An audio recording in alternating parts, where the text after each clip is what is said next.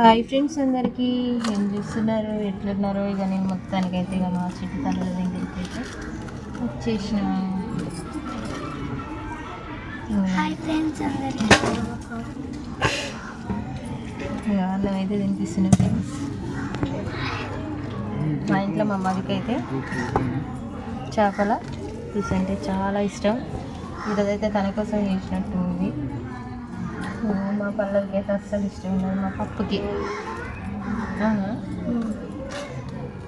నాకు చేపల చారు చేపల ఫ్రై ఇష్టం.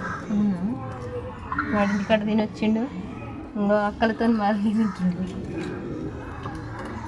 ఓకే ఫ్రెండ్స్, మరి మీరు ఏమేం చేస్తారు?